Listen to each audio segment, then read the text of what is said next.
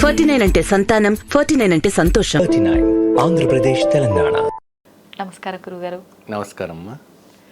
గురువుగారు, మనకు ఈ ఏడాది సమ్మక్క సారక్క జాతర అనేది రాబోతుంది. అవునండి. అయితే మామూలుగా అన్ని దేవుళ్ళలాగా కాకుండా సమ్మక్క సారక్క అనేసరికి ఒక కోరిక ఏదైనా కోరుకొని ఆ కోరిక కనుక నెరవేరితే మళ్ళీ జాతర వచ్చినప్పుడు బంగారం రూపంలో బెల్లాన్ని బంగారం రూపంలో నిలువెత్తు బంగారాన్ని నేను సమర్పించుకుంటాను అని ఈ రకమైన మొక్కులు అయితే మొక్కుతూ ఉంటారు గురువుగారు. అవునండి. అసలు ఆ మొక్కులు తీర్చుకునే విధానం అనేది ఏ రకంగా ఉండాలి, దానికి నియమాలు ఏమైనా పాటించాల్సి ఉంటుందా గురువుగారు? తప్పకుండా అమ్మా.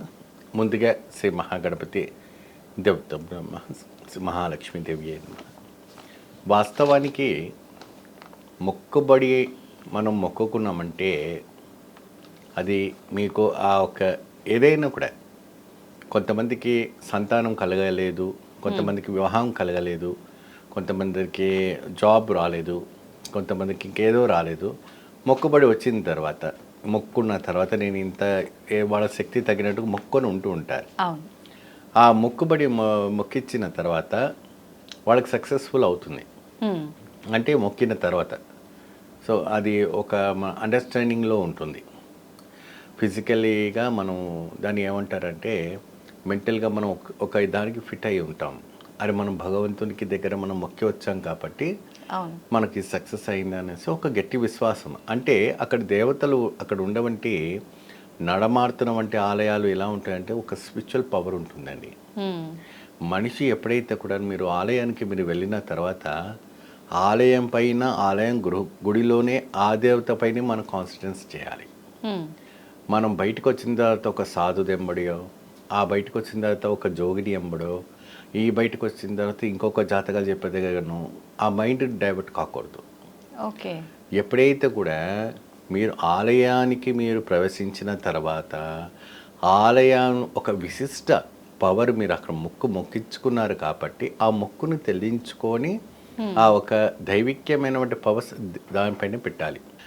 ఈ ఆలయం చుట్టూ ఈ జోగిని తిరుగుతుంది, ఈ ఆలయం చుట్టూ ఈ ఒక మహర్షి తిరుగుతున్న, ఈయనకి ఇంత పవర్ ఉంది, ఆయనకు అంత పవర్ ఉందంటే ఆ పవరు ఆ ఒక దేవత ద్వారానే వారికి అందింది. కాబట్టి why not you can get it, మీరు తెచ్చుకోవచ్చు. సో ఈ రకమైన వంటి కొన్ని మైండ్ డైవర్ట్ కాకుండా మీకు సక్సెస్ఫుల్ అయింది, మీకు సంతానం కలిగింది, మీకు ఉద్యోగం కలిగింది, మీకు మంచి ఇల్లు కట్టుకున్నారు, మంచి లోన్ వచ్చింది, ఇంకా అనేక రకమైనటువంటి వ్యాపారంలో అభివృద్ధి అయింది. ప్రతి ఒక్క వ్యాపార అభివృద్ధి చేసే వాళ్ళ దగ్గర ప్రతి వాళ్ళ దగ్గర కూడాను పులి మీద కూర్చొని ఉంటుంది ఆవిడ. సమ్మక్క సారక్క అనేది పులి మీద కూర్చొని ఉంటున్న పటాలు అందరూ ఒక గృహంలో ఉంటుంటుంది. చాలా అద్భుతంగా అది ఒక తెలియని అంటే వర్ణించలేము ఆ శక్తిని. సో ఇది ఎట్లా అంటే మనము ఆ జాతర వస్తున్నప్పటికీ వాడు 11 రోజులు 5 రోజుల ముందు ఇల్లంతా పరిశుద్ధి చేసుకోవాలి. ఓకే. అంటే ఏ విధంగా అయితే మనం కేదారేశ్వర నోములు వ్రతాలు చేసుకున్నప్పుడు ఇల్లంతా పరిశుద్ధం చేసుకుంటామో ఆ మొక్కులు చెల్లించేటప్పుడు కూడా పడక గదిలో ఉన్నటువంటి పరుపు నుంచి ప్రతిదీ నువ్వు పరిశుద్ధంగా చేసుకొని ఇల్లుని ఆ రోజుల్లో అక్కడ ఎటువంటి కూడా మాంస పదార్థాలు తినేవాళ్ళు తినకుండా అంటే శాకాహారం చేసే వాళ్ళు అయినప్పుడు కూడా పరిశుద్ధం పెట్టుకోవాలి. ఓకే ఏమ్మా, ఎవరు వారికి కావాల్సిన వంటిది అలా చేసుకొని మీరు ఏదైతే మొక్కున్నారో, ఇప్పుడు కొంతమంది అంటారు నాకు 12 ఏళ్ళ బాలు ఎత్తున్నంత బంగారాన్ని నేను సమర్పిస్తాను அப்படின்னு మొక్కుంటారు. అది ఖచ్చితంగా తీరాల్సిందే. నాకు 12 బిడ్డను పెట్టిస్తే ఆ బిడ్డ ఎంత ఎత్తున మేము తులాభారం చేసి నీ ఉండలో వేస్తాను அப்படின்னு మొక్కుతారు. అక్కడ ఆ విశిష్ట ఉంది. ఒక్కొక్క దేవాలయంలో ఒక్కొక్క విశిష్ట ఉంది. ఈ సమ్మక్క సారక్క దేవాలయంలో ఏంటంటే ఇక్కడ ఎటువంటి కూడాను గాలి గోపురాలు కానీ గోపుర మందిరాలు కానీ ఏది ఉండదు, అరణ్యంలోనే ఉంటుంది. అరణ్యం అంటే ఏంటంటే ఒక అడవి ప్రాంతం. ఇదివరకు పూర్వం అంతా కూడాను వెంకటేశ్వర స్వామి కూడా ఆ రోజుల్లో అడవిలోనే ఆయన తపస్సు ఆచరించారు. పద్మావతి అమ్మవారు కూడా తపస్సు అడవిలోనే ఆచరించేవాళ్ళు. ఒక వృక్షం దగ్గర ఎటువంటి ఒక వృక్షము దగ్గర కూర్చొని వాళ్ళు తపస్సు ఆచరిస్తే ఎటువంటి ఫలితం లభిస్తుందని ఒక సిద్ధాంతం పైనే వాళ్ళు ఇచ్చేస్తారు. ఇప్పుడు ఇక్కడ కూడా గద్దె పైన కూడాను కొన్ని ఎండిపోయిన వృక్షాలు మనకు కనపడుతూ ఉంటాయి. అది అద్భుతమైన ఆధ్యాత్మికమైనటువంటి స్పిరిచువల్ పవర్ ఉన్నవంటి వృక్షాలు. ఓకే. ఏమా ఆ ఒక కొండలో ఆవిడ ఐక్యమైపోతుంది. ఆ కొండ కూడా మీకు తెలిసే ఉంటుంది. సో ఆ చిలకలగూడు కొండ, చిలుకల గుట్ట. చిలకలగూడ గుట్ట అని అంటారు.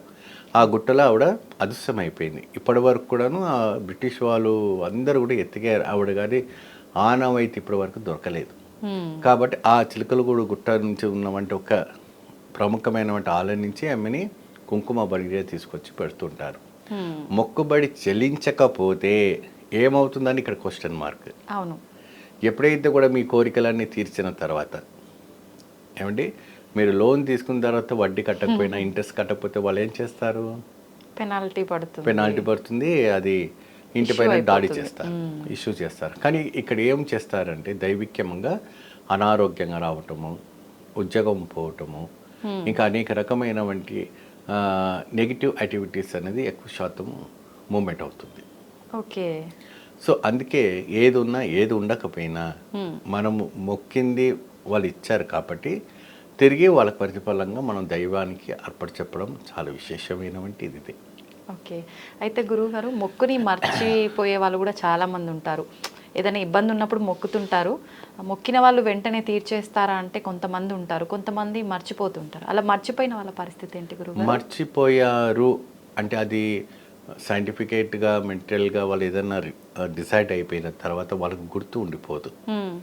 ఆ విషయం వీళ్ళు మొక్కినట్టుగా కుటుంబ సభ్యులకు తెలియదు. ఏమండి అలాంటి వాళ్ళకి మనము ఎలా చెప్పాలంటే వాళ్ళని ఆ ఆలయానికి తీసుకెళ్ళి వాళ్ళ చేతితో ఏదైనా 10 రూపాయలు 11 రూపాయలు అర్పణ చేసేయాలి. లేదంటే ఈవిడ గారు ఇలా అయిపోయింది కారణము ఆ టెంపుల్కి వెళ్ళి వచ్చినప్పటి నుంచి అయిందా, లేకపోతే ఆ ఒక ప్రాంతం నుంచి వచ్చిందా, లేదంటే ఏదైనా ఎఫెక్టబుల్గా ఉందా అంటే కూడా వాళ్ళ కుటుంబ సభ్యులు వెళ్ళి కూడా ఆ ఒక మొక్కుని చెల్లించుకోవచ్చు. ఓకే. అంటే ఆవిడ మొక్కున్నా లేనా ఆ ఒక ఏదైతే అక్కడ కైంగర్యాలు జరుగుతుంది ఎక్కువ, ఎందుకంటే స్టార్టింగ్ వీళ్ళకి తెలుసు ఎక్కువ శాతము కనకదుర్గ గుడికే వెళ్తుంది, ఎక్కువ శాతము భద్రకాళి గుడికే వెళ్తుంది, ఎక్కువ శాతం సమ్మక్క సారక్కనే మొక్కుతుంది. కాబట్టి అక్కడ ఈమె ఏదైనా మొక్కి ఉండాలో అనేసి ఆ పిల్లలకి ఆ ఒక కుటుంబ సభ్యులకు తెలిసే ఉంటుంది. ఈవిడ గారు మర్చిపోయినప్పటికీ, గుర్తున్నప్పటికీ, ఈవిడ గారు చెప్పలేనన్నప్పటికి కూడా వాళ్ళ కుటుంబ సభ్యులు ఎవరైనా కూడా వెళ్ళి ఆ మొక్కును మాత్రం కంపల్సరీగా చెల్లించి రావాలి. చెల్లించడం అంటే డబ్బులు వేసినా అది మొక్కుపోతుంది.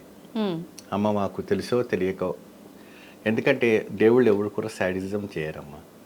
మొక్కు అంటే ఏంటంటే ఆ ఒక కర్మ అనేది ఒక రూపంగా తీసుకుంటారు. మొక్కుబడి అనేది కర్మ. ఆ కర్మ ఏంటంటే పాపము అంటారు కదా, పాపం మూటని మనం అక్కడ దైవిక్యానికి మనం అర్పణ చేస్తాం. సో కాబట్టి ఆ మొక్కుబడిని వాళ్ళకి ఇవ్వటం అంటే ఏదో మనం కట్టలు కట్టి ఇచ్చేస్తున్నాము. ఇప్పుడు వెంకటేశ్వర స్వామికి కూడా నువ్వు వడ్డీలు వేస్తుంటావు, వడ్డీ కాసులుగా. ఆయన వడ్డీ రూపంగా తీసుకుంటలేరు. ఆ ఒక భక్తులు ఒక కర్మ అనేది తీసుకొని ఆయన పుణ్యాన్ని సమర్పిస్తున్నారు. మనకు ధన రూపంగా మనం చేస్తున్నాం అంతే. అది వేరే రూపంగా అది అక్కడ స్వామికి కైంగర్యంగా వెళ్తుంది, అది వేరే విషయం. ఏమండి సో ఇది దీని అంతరాయం ఇది. చాలా చక్కగా వివరించారు గురుగారు. Thank you. నమస్కారం.